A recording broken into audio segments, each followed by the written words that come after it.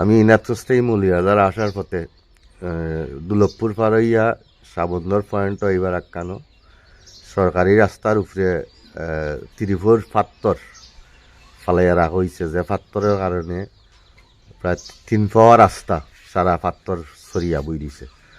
একটা গাড়ি ওভারটেক করতে গিয়া আমি পাত্তরের উপরে উঠা লাগছে, উঠতেই আমার সাইকেল স্লিপ হইয়া আমার অ্যাক্সিডেন্ট ঘটে। অ্যাক্সিডেন্ট ঘটার পরে আমার প্রায় 17টা সিলাই লাগছে মাথাত এবং 2 হাত পিঞ্জাই গেছে, পাওয়া দুঃখ পাইছি, মানে প্রচুর সমস্যা হয়েছে।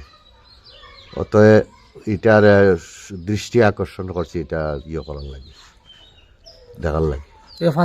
মাঝে যে দুর্ঘটনাটা আমার চৌকে আমি দেখছি, মানুষ প্রায় 3 জন মানুষ মৃত্যুসজ্জায় এই পাথরের কারণে। এই পাথরটা যে তৈছে তো আর কোনো যুক্তি কি কেন আমি দেখলাম না। কালকে আমি এই অবস্থানটা দেখিয়া আমি কেন কন্ট্রাক্টর খেয়ে আছে, কেউ খেয়ে আছে, আমি টুকাইছি খেয়ে পাইছি না। তারা গিয়ে জিকাইছি, জিকানির পরে এখানে যারা আছে তারা উঠিয়া কইছে পাথর আমরা নাই।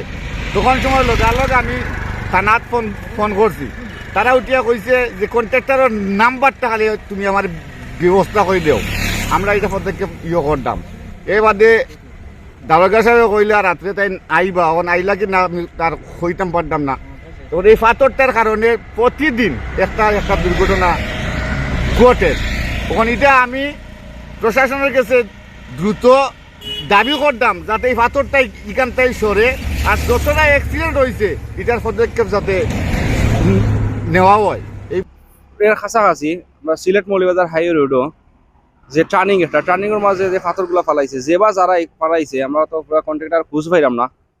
ফালানির পর তাকে কন্টিনিউ একটার পর একটা অ্যাক্সিডেন্ট হয়ে যায়। গতকালকে রাত্রে যে অ্যাক্সিডেন্টটা খুব মর্মাহত একটা অ্যাক্সিডেন্ট হয়েছে বাচ্চা সহ।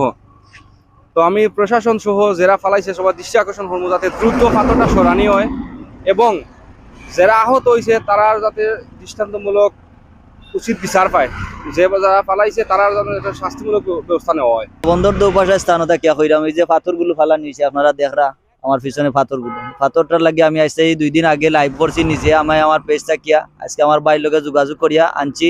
আজকে সকালে গত রাত্রে অ্যাক্সিডেন্ট হয়েছে টমটম এবং সিএনজি। আমি মানুষ চিনছি না তো, কিন্তু তারা ফাটার নিয়েছে, বিভিন্ন ধরনের অসুবিধা তারা রয়েছে। আজকে সেম কুয়াশার কারণে সকালে সাইকেল অ্যাক্সিডেন্ট হইয়া 2 জন এখানে আহত হয়েছেন, ওইয়া তারারও গুরুত্ব অবস্থায় ফাটার নিয়েছে। আমি তাৎক্ষণিকভাবে আইয়া তারারে পাইছি না, বিদায় আমি তারার বায়োডাটা দিতাম পারতাম না। কিন্তু আমি আমার সাংবাদিক ভাইয়ের মাধ্যমে জানাইতাম চাইরাম, যারা দেখবা দেখে এরা শেয়ার দিয়া পৌঁছাইবা, যে অতটুকু প্রশাসন পর্যন্ত পৌঁছাইবা যে এই ধরনের কর্মকাণ্ড যাতে এই মেইন রোডের উপরে এইভাবে না রাখেন। কিন্তু রোডের উপরে তার মন করা ভাবে রাখিয়া মানুষের এই যে দুরবস্থা। গত কয়েকদিন আগে একজন মানুষ খেটে খাওয়া মানুষ অ্যাক্সিডেন্ট হয়েছে, বিচারা কান্দাকাটি করছে, ভাই আমার যদি 2টা দিন বোয়া লাগে 2টা দিনের বেতন আমার কাটি দিব কোম্পানিয়ে। কিন্তু এটার ড্রাইভারটা তো কন্ট্রাক্টর হিসাবে তো একবার জিজ্ঞাসা না যে বা খেরে বাইলান অ্যাক্সিডেন্ট হয়েছে, কিন্তু আমি লাইভও কইছি। যেখানে বর্তমানে আমরা যেখানে আছি সাবন্দর ঢাকা সিলেট রোডের সাবন্দর এলাকার মসজিদের সামনে একটা টার্নিং পয়েন্ট। বর্তমানে যে অবস্থা আমরা যে পাত্র ফালানো হয়েছে, সে কারা রাত্রের অন্ধকারে রাত্রের আধারে যে পাত্রটা ফালাই গেছে, এটা সম্পূর্ণ আননসেন্স একটা কাজ করছে, সম্পূর্ণ ননসেন্স কাজ। যে এমন একটা জায়গাতে ফালাই গেছি, এটা বিবেক ছাড়া বিবেকহীন কাহিনী।